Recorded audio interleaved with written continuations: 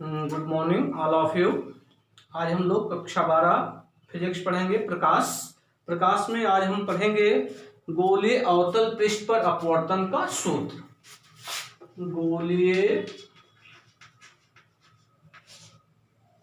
गोलीय अवतल पृष्ठ पर अपवर्तन का सूत्र। गोलीय अवतल पृष्ठ पर अपवर्तन का सूत्र बहुत इंपॉर्टेंट डेरिवेशन है। बोर्ड परीक्षाओं में ये बहुत पूछा जाता है, इसलिए इसको आप बहुत कायदे से समझेंगे और प्रैक्टिस कर लेंगे। तो देखिए क्या कर रहा है, अवतल पृष्ठ। तो अवतल पृष्ठ मतलब धंसा हुआ पृष्ठ। इसका फार्मूला निकालना, अपवर्तन का। अपवर्तन के बारे में जानते हैं, जब प्रकाश एक पारदर्शी माध्यम से दूसरे पारदर्शी माध्यम में जाता है तो अब क्या होता है, अपने मार्ग से विचलित हो जाता है। इस घटना को हम क्या कहते हैं, अपवर्तन कहते हैं। तो अवतल पृष्ठ पर अपवर्तन ज्ञात करना है। तो देखिए पहले इसमें आप फिगर समझ जाएंगे तो समझ लीजिए कि इस डेरिवेशन में कुछ नहीं है, बहुत इजी है। ठीक है, तो देखिए मान लीजिए ये कोई अवतल पृष्ठ है, ये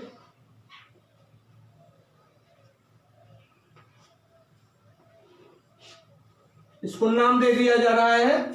नाम दे रहे हैं यस डैश। इसका ध्रुव मान लीजिए P है, ध्रुव मध्य बिंदु होता है, इसका ध्रुव P। तो यस डैश एक अवतल पृष्ठ है। यस डैश क्या है, एक अवतल पृष्ठ है। अब इसका मान लीजिए कि ये इसका वक्रता केंद्र मान लीजिए C है। वक्रता केंद्र क्या है, C। वक्रता केंद्र और ध्रुव को मिलाने वाली रेखा क्या होता है, मुख्य अक्ष होता है। वक्रता केंद्र और ध्रुव को मिलाने वाली रेखा क्या होता है, मुख्य अक्ष होता है। ठीक है, अब मुख्य अक्ष को हम इधर दोनों तरफ क्या कर रहे हैं, बढ़ा दे रहे हैं। इधर भी बढ़ा दिया जा रहा है। ये सपोज के लिए मुख्य अक्ष है, वक्रता केंद्र और ध्रुव को मिलाने वाली रेखा क्या हो गया, मुख्य अक्ष हो गया। अब ये मान लीजिए कि इसके मुख्य अक्ष पर कोई बिंदु वस्तु O है। इसके मुख्य अक्ष पर कोई बिंदु वस्तु O है, तो O से कोई प्रकाश की किरण इस पर तिरछा आपतित होती है। तो ये मान लीजिए बिंदु A पर आपतित हो रही है, तो A इसका क्या हो गया, आपतन बिंदु हो गया। ठीक है, तो OA क्या है, आपतित किरण है। अब इस पर हम क्या करेंगे कि वक्रता केंद्र से इस आपतन बिंदु पर क्या करेंगे, एक लंब डाल देंगे। तो ये लंब जब डाला जाएगा तो ये लंब क्या कहलाएगा, अभिलंब कहलाएगा। इसको नाम दे दीजिए, तो C हो गया, और ये बिंदु A है, इसको नाम दे दीजिए N। तो CAN क्या हो गया, अभिलंब हो गया। CAN क्या है, अभिलंब है। OA क्या है, आपतित किरण है। तो ये तो किरण क्या होगी, अपवर्तित होगी। आपको ये बताया गया है जब प्रकाश की किरण विरल माध्यम से, सपोज कर लीजिए विरल माध्यम है, ये विरल माध्यम है और ये क्या है, सघन माध्यम है। और विरल माध्यम का निरपेक्ष अपवर्तनांक N1 है और सघन माध्यम का निरपेक्ष अपवर्तनांक N2 है। अर्थात इधर क्या है, वायु है, ये वायु है, और इधर ये क्या है, कांच सघन माध्यम है। ठीक, इधर वायु हो गया और इधर कांच है, या विरल माध्यम कह सकते हैं, इसको सघन माध्यम कह सकते हैं। तो इसका निरपेक्ष अपवर्तनांक N1 हो गया, इसका निरपेक्ष अपवर्तनांक क्या हो गया, N2 हो गया। ये दोनों माध्यम एक दूसरे क्या करते हैं, पृथक करते हैं। अब इस पर आ जाइए, तो OA क्या है, आपतित किरण है, तो ये क्या होगी, अपवर्तित होगी। तो विरल माध्यम से सघन माध्यम में जा रही है, तो विरल से सघन में जाने पर ये क्या हो जाती है, अभिलंब की ओर झुक जाती है। तो जाना चाहिए इसको सीधे, लेकिन सीधे ना जा करके वो अभिलंब की ओर थोड़ा क्या हो जाती है, झुक जाती है। अभिलंब की ओर क्या हो जा रही है, झुक जा रही है। इसको नाम दे दीजिए AB। तो OA आपतित किरण हो गया और AB क्या होगा, अपवर्तित किरण। यहां ध्यान दीजिए, OA आपतित किरण है और AB क्या है, अपवर्तित किरण। अब यहां एक चीज और है कि आपतित किरण और अभिलंब के बीच बने कोण को क्या कहते हैं, आपतन कोण कहते हैं। तो ये कोण क्या हो गया, I हो गया, आपतन कोण। ठीक, आपतन कोण क्या हुआ, I हो गया। और एक कोण क्या होगा, अपवर्तन कोण होगा। अपवर्तित किरण और अभिलंब के बीच बने कोण को क्या कहेंगे, अपवर्तन कोण कहेंगे। ठीक है, तो ये अपवर्तन कोण क्या हो गया, आर हो गया। ये अभिलंब है, ये अपवर्तित किरण है, ये भी, इसके बीच बना कोण क्या हुआ, अपवर्तन कोण हो गया। तो ये अपवर्तन कोण है और ये क्या हो गया, आपतन कोण हो गया।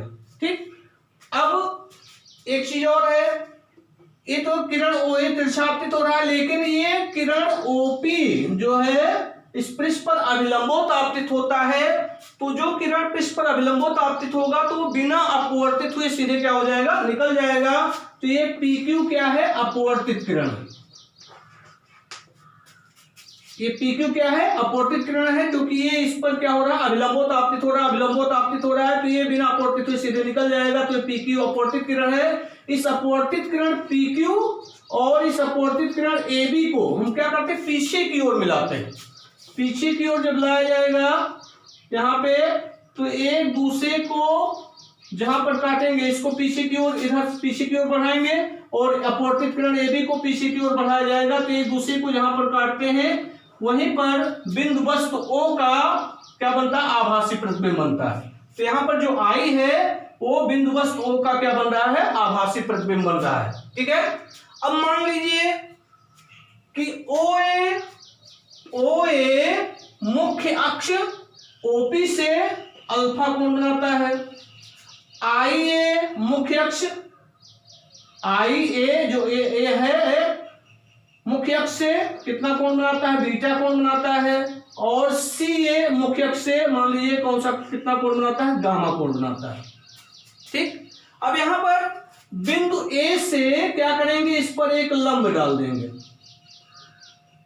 बिंदु A से इस पर क्या किया गया, एक लंब डाल दिया गया AM, इस पर लंब है।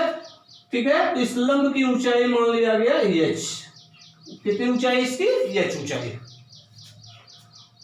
तो थोड़ा ध्यान दीजिएगा कि इस ध्रुव के बाईं ओर की जितनी भी दूरी होंगी ऋणात्मक होंगी और दाईं ओर की दूरी जितनी होंगी वो क्या होंगी, धनात्मक होंगी। और इसके ऊपर की जितनी दूरी होगी, चाहे वस्तु की लंबाई हो या प्रतिबिंब की लंबाई हो, भी क्या होगा, धनात्मक होगा। लेकिन अगर नीचे की दूरी लिया जाएगा तो क्या होगा, ऋणात्मक होगा। तो ये पॉइंट आपको चिन्ह परिपाटी ध्यान में रखना है कि इसके दाईं ओर की दूरी धनात्मक, इसके बाईं ओर की दूरी ऋणात्मक, और इसके ऊपर की दूरी धनात्मक और नीचे की दूरी क्या होता है, ऋणात्मक होता है। अब ये अवतल पृष्ठ है, तो ये वक्रता केंद्र और ध्रुव को मिलाने वाली रेखा क्या होगी, वक्रता त्रिज्या होगी। देखिए CP क्या है, वक्रता त्रिज्या है। तो वक्रता केंद्र से ध्रुव को मिलाने वाली रेखा क्या होती है, वक्रता त्रिज्या होती है। तो वक्रता त्रिज्या को हम R से प्रदर्शित करते हैं, तो ये R हो गया। क्योंकि ये बाईं ओर है तो अवतल पृष्ठ की वक्रता त्रिज्या क्या होगा, ऋणात्मक होगा, क्योंकि इसकी वक्रता त्रिज्या क्या होती है, बाईं ओर होती है। अब देखिए वस्तु से ध्रुव के बीच की दूरी को किससे दिखाते हैं, U से दिखाते हैं। किससे दिखाया जाता है, U से दिखाया जाता है। तो U हो गया ये, लेकिन ये भी दूरी बाईं ओर है तो ये क्या होगा, ऋणात्मक होगा। अब यहां प्रतिबिंब बन रहा, प्रतिबिंब से ध्रुव के बीच की दूरी को हम किससे दिखाते हैं, V से दिखाते हैं। किसे दिखाया जाता है, V से। ठीक है, बिंदु वस्तु O से ध्रुव की दूरी U हो गया। I से, I क्या प्रतिबिंब है, प्रतिबिंब से ध्रुव की दूरी को किससे दिखाते हैं, V से। तो ये भी बाईं ओर है, तो बाईं ओर की दूरी क्या होगी, ऋणात्मक होगी। और वक्रता त्रिज्या भी इसका भी क्या होगा, ऋणात्मक होगा। ठीक है, इतना फिगर अगर क्लियर हो गया है तो इसमें कुछ है नहीं, मेन फिगर है, फिगर आप समझ जाएंगे। तो एक बार फिर से रिपीट करा दे रहे हैं, यस पी यस देश क्या है, एक अवतल पृष्ठ है जिसका ध्रुव P वक्रता केंद्र क्या है, C है। ठीक है, समझ रहे हैं। इसके मुख्य अक्ष पर कोई बिंदु वस्तु O है, OA आपतित किरण है। ठीक है, तो ये विरल माध्यम से सघन माध्यम में जा रहा है, तो क्या होगा, अपवर्तित किरण अभिलंब की ओर थोड़ा झुक जाएगा और एक कोण क्या होगा, आपतन कोण होगा। क्योंकि आपतित किरण और अभिलंब के बीच बने कोण को क्या कहते हैं, आपतन कोण कहते हैं। ये AB अपवर्तित किरण है और ये अभिलंब है, अपवर्तित किरण और अभिलंब के बीच बने कोण को क्या कहते हैं, अपवर्तन कोण कहते हैं। तो ये कोण अपवर्तन कोण हो गया। चूंकि ये बिंदु O से जो इधर किरण चल रही है तो पृष्ठ के अभिलंबोत आपतित हो रहा है बिंदु P पर, तो अभिलंबोत आपतित होगा तो बिना अपवर्तित हुए सीधे निकल जाएगा। तो ये PQ यहाँ अपवर्तित किरण है, तो ये अपवर्तित किरण PQ और अपवर्तित किरण AB, इनको जब हम पीछे की ओर बढ़ाते हैं, यहाँ पे देख रहे हैं ऐसे पीछे की ओर जब बढ़ाया जाएगा, इसको इधर पीछे की ओर ऐसे बढ़ाया जाएगा, तो एक दूसरे को मुख्य अक्ष के जिस बिंदु पर काटते हैं तो उसको मान लिया गया I पर बिंदु वस्तु O का क्या बनता है, आभासी प्रतिबिंब बनता है। I पर बिंदु वस्तु O का आभासी प्रतिबिंब प्राप्त होता है। ठीक है, अब एक वक्रता केंद्र और ध्रुव के बीच की दूरी क्या होगी, वक्रता त्रिज्या होगी, इसको R से प्रदर्शित करते हैं। बिंदु वस्तु O से ध्रुव के बीच की दूरी को U से दिखाते हैं और प्रतिबिंब से ध्रुव के बीच की दूरी को V से दिखाते हैं। चूंकि ये सभी दूरियां बाईं ओर हैं इसलिए ऋणात्मक ली जाती है। बिंदु A से मुख्य अक्ष पर AM क्या किया गया, लंब डाल दिया गया, जिसकी ऊंचाई कितना मान लिया गया, h मान लिया गया। ठीक, अब ये तो पूरा कोण I है और ये कोण क्या है, R है। अब यहाँ थोड़ा आपको समझना है, इसमें हम आप थोड़ा ध्यान दीजिए कि ये IAB और CAN, थोड़ा इसको हम अलग से बना दे रहे हैं। ये हो गया IAN, ठीक है, और दूसरा क्या है IAB, ये IAB, ए वाली रेखा ये देख रहे हैं, और दूसरा क्या है CAN, इसमें गया है CAN, देख रहे हैं। तो ये आपतन कोण I है और ये अपवर्तन कोण R है। आपको बताया गया जब दो रेखाएं एक दूसरे को काटती हैं, ठीक है, एक दूसरे काटेंगे तो आमने सामने के कोण क्या होते हैं, बराबर होते हैं, अर्थात शीर्षाभिमुख कोण क्या होते हैं, बराबर होते हैं। तो ये कोण R है तो ये कोण I है, ठीक है। तो ये R है, जब थोड़ा यहाँ आपको समझना है, ये कोण R है तो ये भी कोण क्या होगा, R होगा। ये यहां से यहां तक ये पूरा कोण I है, ठीक है, लेकिन ये कोण R है और ये कोण कितना होगा, R के बराबर होगा, क्योंकि ये दोनों क्या है, शीर्षाभिमुख कोण है, इस आमने सामने के कोण है इसलिए बराबर होगा। तो ये R है तो ये भी क्या हो जाएगा, R हो जाएगा। ठीक, अब इतना जब क्लियर हो गया तब आगे देखिए, मेन फिगर है, फिगर आप समझ गए तो डेरिवेशन में कुछ नहीं है। ठीक है, तो यहां पर मान लिया कि PS डैश एक अवतल पृष्ठ है जिसका ध्रुव P वक्रता केंद्र C है। ठीक है, वक्रता केंद्र क्या है, C है। तो इतना मान लेंगे कि माना PS डैश क्या है, एक अवतल पृष्ठ है जिसका ध्रुव P वक्रता केंद्र C है। इसके मुख्य अक्ष पर बिंदु वस्तु O है जिसका आभासी प्रतिबिंब I पर बनता है। ठीक है, मान लिया गया CP equal to -R, OP equal to -U, IP equal to -B। ठीक है, और ये भी माना गया कि माना OA, IA और CA मुख्य अक्ष से क्रमशः अल्फा बीटा गामा कोण बनाते हैं। OA, IA और CA मुख्य अक्ष से क्रमशः अल्फा बीटा गामा कोण बनाते हैं। बिंदु A से मुख्य अक्ष पर AM क्या किया गया, लंब डाल दिया गया, जिसकी इस लंब की ऊंचाई कितना है, h। और पहले माध्यम का पूर्णांक निरपेक्ष पूर्णांक n1 और दूसरे माध्यम का निरपेक्ष पूर्णांक क्या है, n2। ठीक है, तो इतना बना के आप लिख सकते हैं, समझ रहे हैं। अब डेरिवेशन देखिए, अब यहां हम स्नेल का नियम लगा देंगे। क्या करेंगे, स्नेल का नियम लगाएंगे। स्नेल के नियम से, स्नेल का नियम, आपतन कोण कीजिए और अपवर्तन कोण कीजिए एक निश्चित रंग के प्रकाश के लिए या एक निश्चित तरंगदैर्घ्य के प्रकाश के लिए आपतन कोण कीजिए और अपवर्तन कोण कीजिए का अनुपात क्या होता है, नियत होता है। ठीक है, तो स्नेल के नियम से आपतन कोण क्या है, इसमें I, अपवर्तन कोण क्या है, R, तो क्या हो जाएगा, sine I upon sine R equal to क्या होगा, पहले माध्यम के सापेक्ष दूसरे माध्यम का अपवर्तनांक क्या हो जाएगा, 1n2। तो 1n2 के स्थान पर आप क्या लिख सकते हैं, 1n2 क्या होगा, दूसरे माध्यम का निरपेक्ष अपवर्तनांक बटे पहले माध्यम का निरपेक्ष अपवर्तनांक। तो दूसरे माध्यम सघन है या कांच है तो इसका निरपेक्ष अपवर्तनांक क्या हो गया, n2 और पहला माध्यम का विरल माध्यम है या वायु है, तो इसका निरपेक्ष अपूर्णांक क्या माना गया है, n1। तो 1n2 के स्थान पर हम क्या लिख सकते हैं, n2/n1 लिख सकते हैं। क्लियर हुआ इतना। अब देखिए यहां पे तो क्या आ गया, sin i/sin r = n2/n1। Clear हुआ इतना।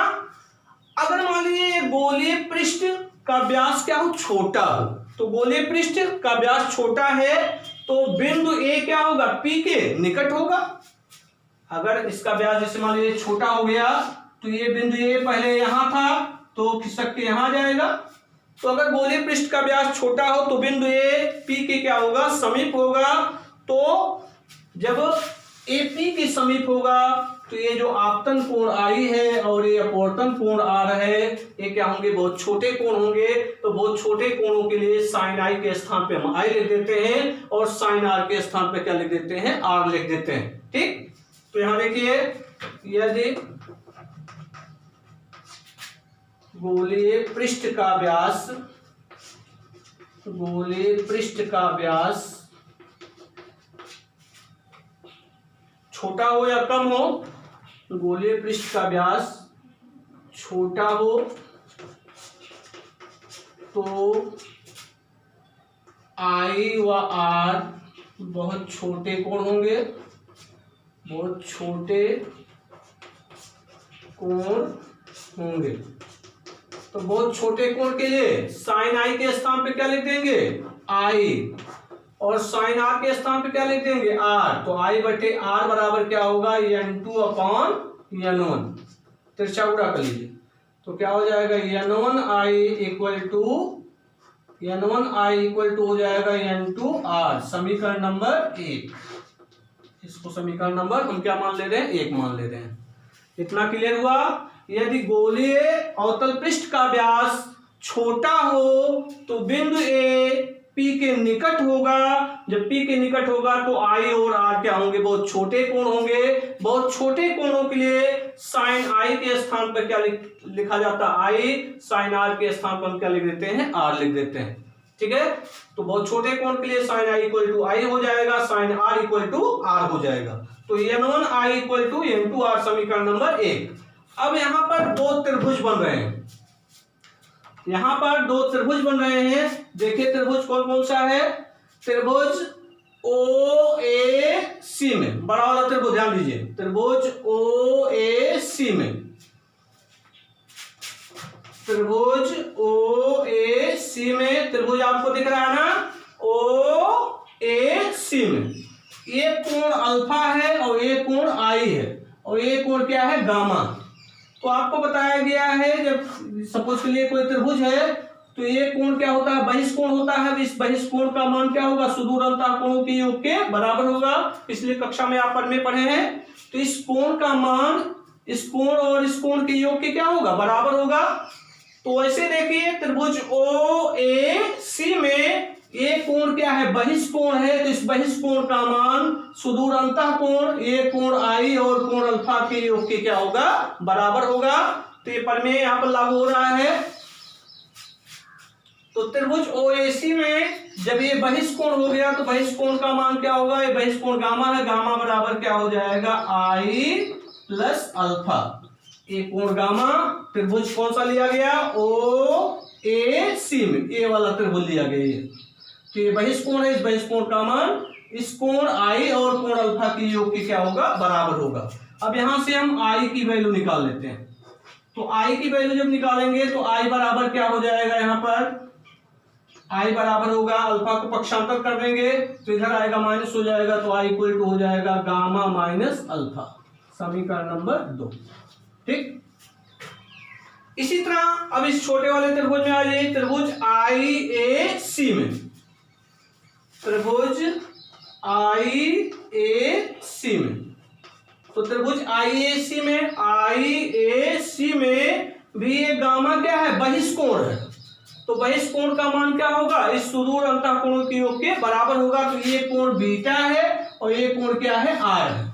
ठीक है, तो इस गामा का मान क्या होगा, बीटा और आर के योग के बराबर हो जाएगा। तो गामा बहिष्कोण है, बहिष्कोण का मान सुदूरता कोण के योग के बराबर होगा। तो इसके लिए सुदूरता कोण बीटा हुआ और आर हो गया, तो हो जाएगा आर प्लस बीटा। अब यहां से हम क्या करेंगे, आर की वैल्यू निकालेंगे, क्योंकि यहाँ पे आई है यहाँ पे आर है, तो इससे हम आर का मान निकालेंगे। तो बीटा को पक्षांतर कर देंगे तो आर इक्वल टू हो जाएगा गामा माइनस बीटा। इसको मान ले रहे हैं समीकरण नंबर 3। ठीक, अब समीकरण 2 से आई का मान, समीकरण 3 से आर का मान क्या करेंगे, समीकरण 1 में रख देंगे। ठीक है, तो समीकरण 2 से यहां लिख दे रहे हैं, समीकरण 2 से आई का मान 3 से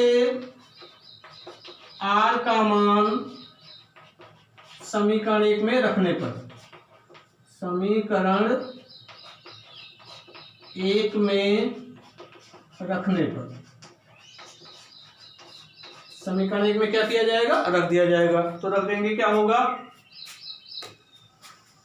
ऊपर को दे रहे, जगह नहीं है ब्लैक बोर्ड में। ठीक है, तो इतना तो समझ गए होंगे, मेरा अनुमान है। ठीक है, अब यहां क्या करोगे कि समीकरण 2 से आई की वैल्यू, आई का मान क्या है, गामा माइनस अल्फा है। समीकरण 3 से आर का मान गामा माइनस बीटा है। तो आई और आर का मान समीकरण 1 में क्या करेंगे, रख देंगे। तो रख दीजिए,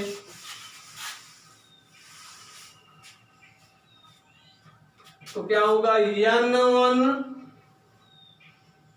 आई का मान कितना है, गामा माइनस अल्फा, तो आई के स्थान पे यहां लिख दिया गया gamma minus alpha equal to, यहां पर क्या n2r है, तो हो जाएगा n2, r की वैल्यू कितना है, गामा माइनस बीटा, तो हो गया गामा माइनस बीटा। ठीक, अब यहां ब्रैकेट खोल दीजिए, ब्रैकेट ओपन करेंगे क्या होगा, तो ब्रैकेट खोलेंगे ये, तो n1 का मल्टीप्लाई गामा में होगा, n1 का मल्टीप्लाई अल्फा में हो जाएगा। तो आ जाएगा n1 gamma minus n1 alpha equal to, इधर ब्रैकेट ओपन करेंगे तो n2 का मल्टीप्लाई गामा में होगा और n2 का मल्टीप्लाई किसमें होगा, बीटा में भी होगा। तो हो जाएगा n2 gamma minus n2 beta. ठीक, कितना क्लियर हुआ। अब देखिए, अब यहाँ n1 gamma minus n1 alpha है, यहाँ n2 gamma minus n2 beta है। तो गामा वाले पोर्शन को इकट्ठा कर लिए, यहाँ माइनस n2 बीटा को इधर पक्षांतर कर दिए। तो इसको जब इधर पक्षांतर कर लेंगे तो n1 गामा क्या होगा, उधर चला जाएगा तो निगेटिव हो जाएगा, ये इधर आएगा पॉजिटिव हो जाएगा, माइनस है तो प्लस हो जाएगा। तो हो जाएगा n2 beta minus n1 alpha equal to, n2 beta इधर आया प्लस हो गया, माइनस n1 अल्फा ऐसे रख दिए, n1 गामा को उधर पक्षांतर कर देंगे तो हो जाएगा n2 gamma minus n1 gamma. ठीक, अब यहां आ गया n2 beta minus n1 alpha equal to, इसमें गामा कॉमन हो गया तो आ गया n2 माइनस n1 गामा। ठीक, n2 माइनस n1 गामा, ये आ गया। अब आ जाइए फिर फिगर पर, इसको खो दे रहे हैं, इन सबका काम समाप्त हुआ। अब फिगर पे आ जाइए, इसको मान लीजिए 4, समीकरण नंबर 4 मान ले रहे हैं इसको, इक्वेशन नंबर 4। क्या माना गया कि अल्फा माना OA, IA और CA मुख्य अक्ष से क्रमशः कितना कोण बनाते हैं, अल्फा बीटा गामा कोण बनाते हैं।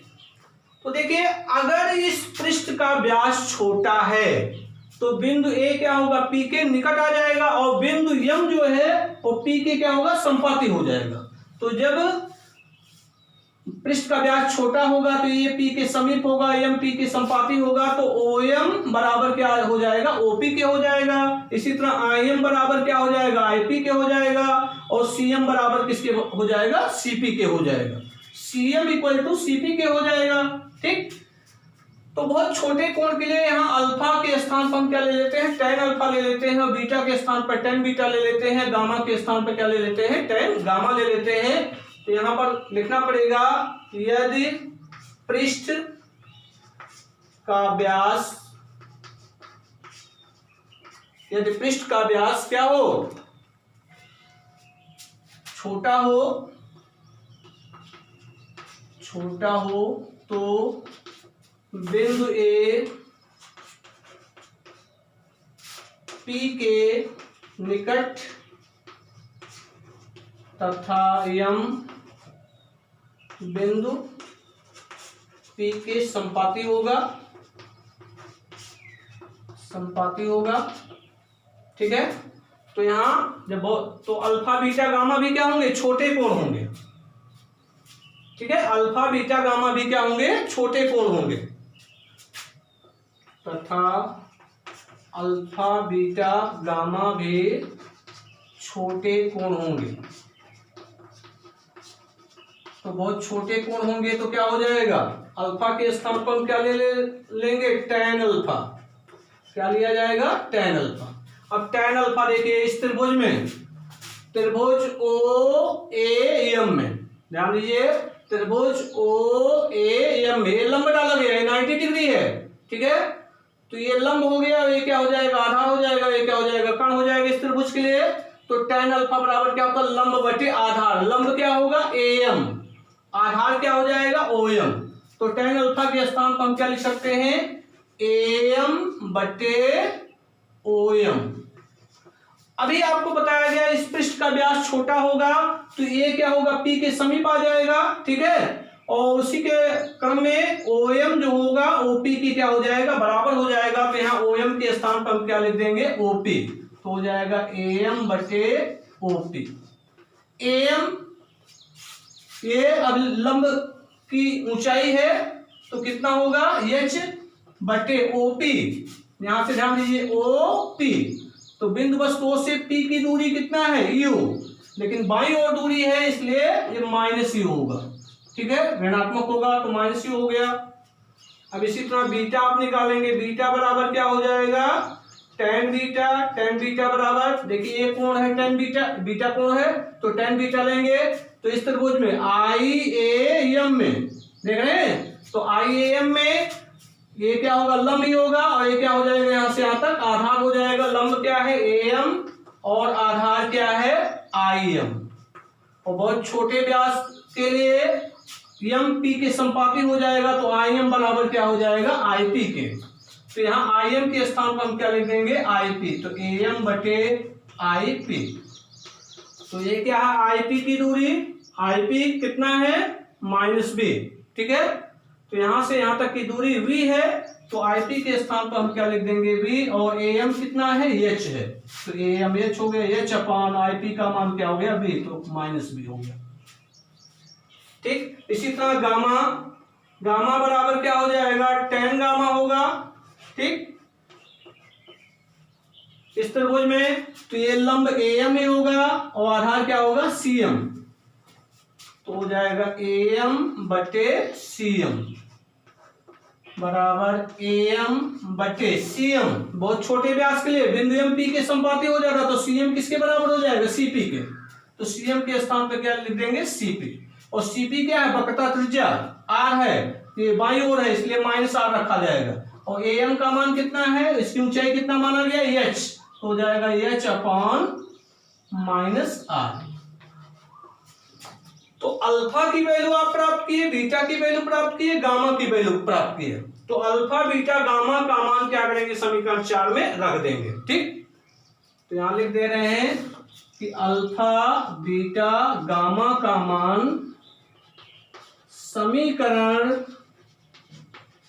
4 में, समीकरण नंबर 4 में रखने पर, तो रख दीजिए। ठीक,